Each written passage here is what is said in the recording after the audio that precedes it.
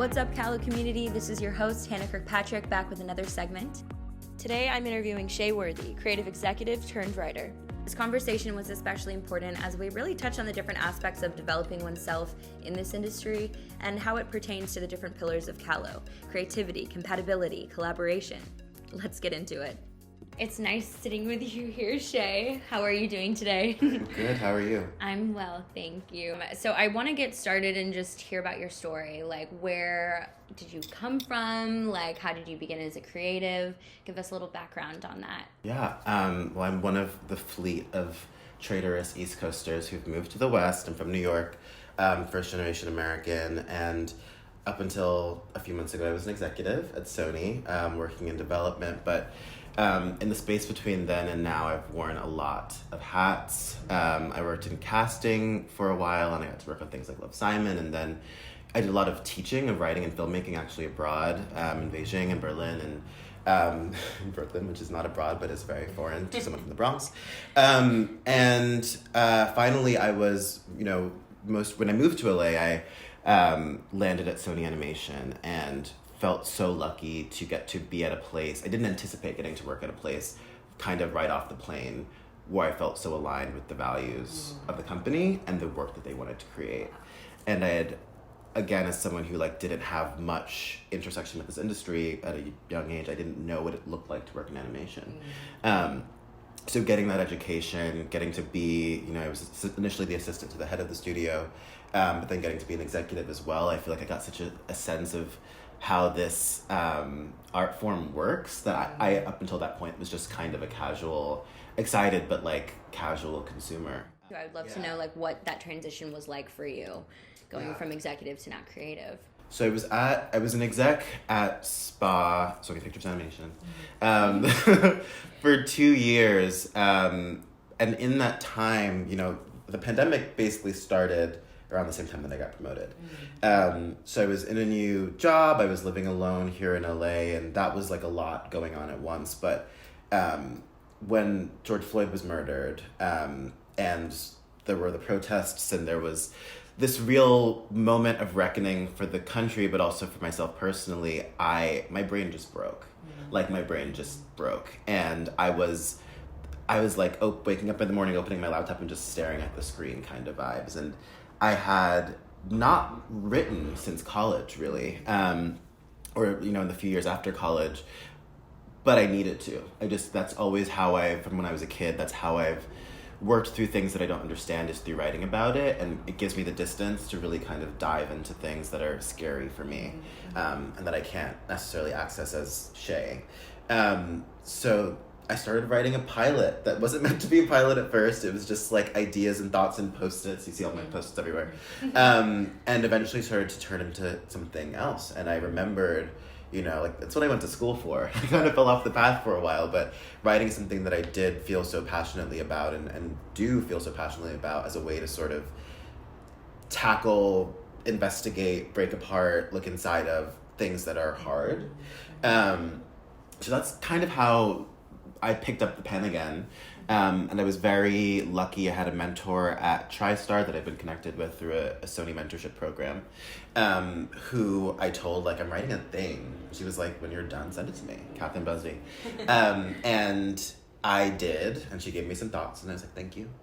And then months later, she was like, we want to option this. And that sort of is oh, you're a writer now. Yeah. You're a writer.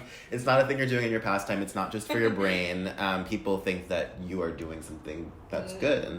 And I think that sort of, affirmation was really lovely and useful and has set me on the path that I'm on now. Definitely. And how reassuring, too, to know that, your craft, even if you're just doing it for pleasure, it can turn into more. So you've worked with some incredible projects over the years, especially, as an executive. I do want to touch on that a little bit more. What was your favorite part of that and the importance of you understanding when you are building a strong team, especially working on Hair Love, for instance? How did you know that was the right team? How did you just feel like this is it for you?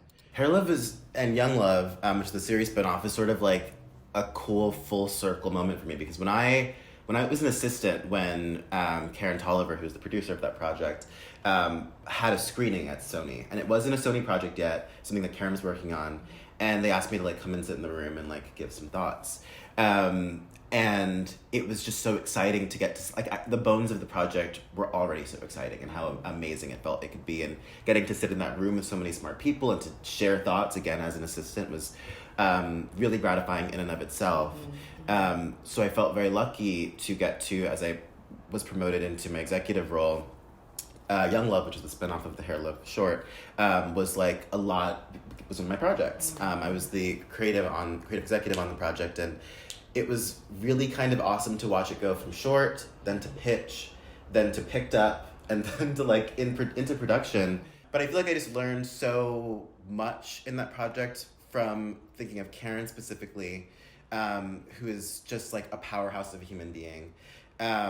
Who she built that team. Like it was Karen and Matthew Cherry and Monica Young, obviously, but that's something that was really kind of amazing to watch. But then also taking a series or taking a short and having to expand it to a series was a big task. Yeah. And it felt like, oh, this will, at the start it was like, oh, this will be easy. Like, we know what we loved about the short. We can just keep living in that. But there was a lot of work that went into what the series looks like, and what we wanted to do outside of what we already loved about the short. Matthew was very insistent on it feeling like a love letter to Chicago, which was really beautiful and important. Especially as an executive at Sony, I want to know the importance of building a strong creative team, and you understanding like what was the importance of that, and how did you know that it was the right team? I didn't get to build that many teams, just to be very transparent, as an executive, but what I did get to do was help fill rooms, which was super exciting. I got to read a lot of scripts and get some younger writers, exciting writers into the room for our Young Love series, which is a spinoff of our Hair Love short. So that was really cool, because I have my own taste, but getting to think about the ways that you fill a room, it's not just taste, it's about, experience, it's about perspective, it's about balance. And so that was, for me, especially now that I'm a writer, it was like a really exciting thing to get to be a part of, was helping to build out that room. But on a sort of macro level, the thing that, again, one of the reasons that I felt drawn to SPA was, my boss always, but the person I was working for specifically for 2 years, Christine Belson, who is the head of the studio, and she runs the studio like, this sounds so boring, but like a human being. It never felt hierarchical. It always felt like everyone is here because they have a perspective that's vital, because everyone is helping build the hive mind of this place. Absolutely. And you've reintroduced yourself as a writer now, so I'm imagining this has been a roller coaster, but what has been, I guess, the most challenging part of now working professionally as a creative? I have reintroduced myself as a writer. I've gone from Shae Spence, the executive, to Shae Worthy, the writer. And it's been a whirlwind, but it also just feels right. So I feel like this level of like release, that's been really nice. There are of course stressors, there isn't a consistent paycheck. I do not have health insurance, all of those things, or I have like whatever is like basic, you don't make money, LA health insurance. I don't make money yet. But it has been so nice to get up every day and write all day. I think that people approach writing in different ways, and I'm a writer who actually loves being on the page. Like pen and paper, even? Oh yeah, wow, yeah. I've got lots. I've got a stack of notebooks. I like to handwrite first, and then transcribe. But it's been really lovely. It's different. I think maybe the biggest change is about access. As an executive, I felt like I had access to lots of people, and as an executive at a big studio. And as a writer, some of that access is a little bit more gate-kept. And I have a great team at UTA, and they've set me up on amazing meetings, and I'm a staff writer right now, and they've just done an incredible job, but it just feels very different to not have that same level of, I can just Google that person, and connect that way. Although I may have done that a couple of times, and it works. Yeah. So yeah, I think that's been a big difference, is sort of having to say like, here's why you should know me, as opposed to I'm an executive. Absolutely. Of course you should know me. when you are sourcing these creative collaborations? I know that obviously you have an amazing team at UTA that are probably fostering some of those connections, but how do you do it by yourself? You know, do you go on social media, or what's your way of finding your people? Yeah, I am thankfully an extrovert, so I like to be out. Yes. And that's been a way of finding people, and finding people where it doesn't feel, the relationship doesn't feel transactional. You know, I think it's important to build actual relationships with people. The people that I will go to bat for and the people that I know will go to bat for me are people who I have relationships with that transcend, or they're people that I'm friends with who, like, I didn't even know what they did. And it's like, oh my God, you are a manager at it. Like, so I think that that's just been really useful to me. The reason why I'm excited about Callo is that sort of breaking down some of that gatekeeping and making it a little bit easier for creators and executives to connect. I think everyone wants that. Yeah, you know, 100%. Everyone wants that, especially people who are younger and hungrier and are looking at expanding their network. What elements are you looking for in terms of, you know, the commonalities between you and the creatives? Values, like values outside of creative values. Like, what are your values as a human being? Yeah. And for me, it's about honesty, and it's about curiosity, and it's about kindness. And those are my sort of three pillars. And I think if I feel that in another human being, we're going to work together great. I like to write work that deals with difficult things. You know, because of when I read the pilot that I wrote, it's a lot about sort of allegorizing police brutality. It's not about that on the face of the project. It's quite an allegory. It's about like two kid detectives. But that's what it's at its core. Yeah. And all the things that I'm working on really stem from difficult things. But I don't want it to feel like, it should never feel like trauma porn. It should never feel like it is, I don't know, just turning pain into profit. That freaks me out. 100%. So I think that when you have people who have the same values as you, you don't have to like muddle through that conversation. It's just understood. We want this to be a project that is, you know, delving into deeper topics or trickier topics or stickier topics, but doing it in a way that is entertaining and in theory is always prioritizing, because I write a lot about people who are from marginalized communities, prioritizing that audience before the quote-unquote mass audience. You know? So that to me has always been useful, is just connecting from a place of values. And then connecting from a place of like, what are you watching, is also very, very valuable. Anytime that I can talk to anyone who's like a superhero nerd, I'm like, okay, we're in. I want to know too, like, what, you know, collaborations and people in general really inspire you and get you excited to write every day. Yeah. I feel I'd be bereft if I didn't mention Chris Miller and Phil Lord, the Spider-Verse of it all. Getting to, from afar, from the assistant desk, get to watch that movie come into existence was just so incredible. Again, geniuses, also human beings. And I just aspire to that. On a very different end of the spectrum, Frances Ha's my favorite movie of all time. I don't talk about it in generals because it doesn't make sense with what I write. But Noah Baumbach and Greta Gerwig working together, I find really inspiring. And I think specifically because people who have, I can always feel a director who respects the acting craft. And of course, having one of your partners be an actor as well is so useful. And I was fortunate enough to be on the acting track while also being a film major at Northwestern, and nothing has taught me more about writing than acting. And in terms of, you know, your dream project, you're writing this pilot, or have you finished writing this pilot, or where are you at in that? It's done. Pilot's done. Pilot's optioned. Trying to find a partner for it right now. That's great. That's where we are with TriStar. In terms of dream project, in many ways I feel like I'm in the room for my dream project right now. I get like the theme of this for me is like human beings. I'm in a room of just incredibly generous, kind human beings. I feel so grateful that this is my first room. It's not going to be a very high bar to reach again, but it's a show that is almost completely trans cast. but it's not, but it's a genre show. It's a thriller. It's a paranoid thriller. And for me, getting to watch, that's what I want to do, is I want to be able to cast people of color and trans people in stories that are about more than just that identifier. In stories that are mysteries or horror or espionage thrillers. I want us in all of that. You know, you speak the language of creatives, clearly, but I want to know what other mediums inspire you. Like, there is so much intersection with art and fashion and music and film and television. Like, what areas beyond film and TV do you get inspiration from?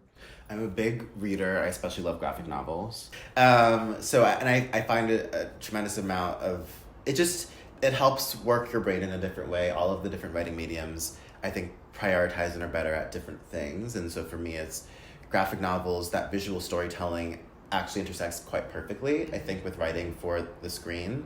So I love graphic novels. It's funny that you mentioned fashion, because I'm not as fashion literate as I wish to be. However, I do have strong opinions about fashion. And it's like one of the first things I do when I'm writing a character is I know exactly what they dress like. I have costume boards for everybody. Well, that's a way of expressing yourself too and understanding a person's personality, so that makes complete sense. I'm curious, just because I do work in music, like, what about music? Like, how can you, or how do you plan or want to in the future, like, intersect those two mediums? I also create playlists for everything that I write. I love writing to music.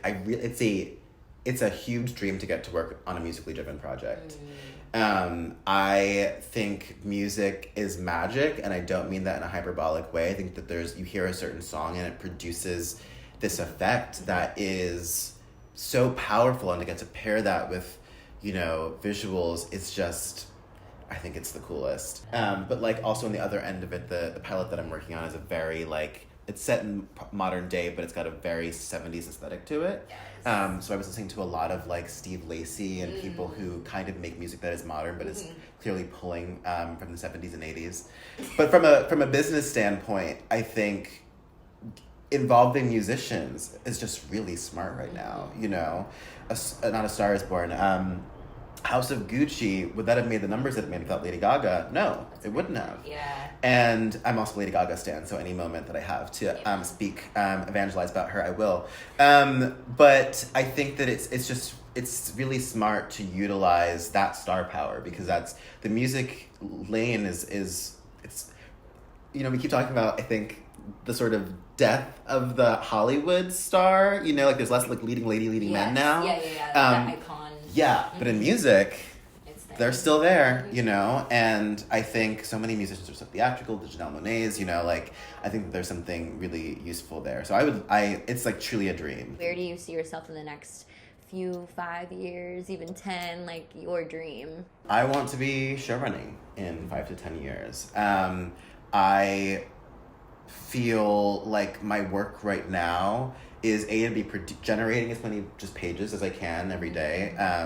The more you make, the better it gets. And also I want to, staff as much as I can to figure out how different people lead. Although I feel like my current showrunner, Olivia, is like who I want to be when I grow up. But I really want to be creating and crafting stories that I've started the process on generating, and then bringing in really smart people to help me shape it into something that's amazing. And I think I wouldn't have pivoted to writing if I didn't feel like I had a voice that felt unique enough that I believed that it deserved to be in the world. Do you know what I mean? So I want to get to create the stories that I love, and those are stories that, again, have underpinnings of usually more serious topics, but that always infuse it with a sense of silliness and comedy and genre. Like, that is what I want to write for the rest of my life. Everything that I write has a murder, a monster, or a missing person in the center of it. But despite that, or because of that, it's all funny. Like, it's really helpful to me to get to cut it with humor. So if I get to write, mystery and genre and dark comedies for the rest of my life, I will be a very, very happy person. It was amazing sitting down with Shae today. Thank you all so much for listening. Once again, I'm your host, Hannah Kirkpatrick. Please be sure to check us out at wearecallo.com for more information.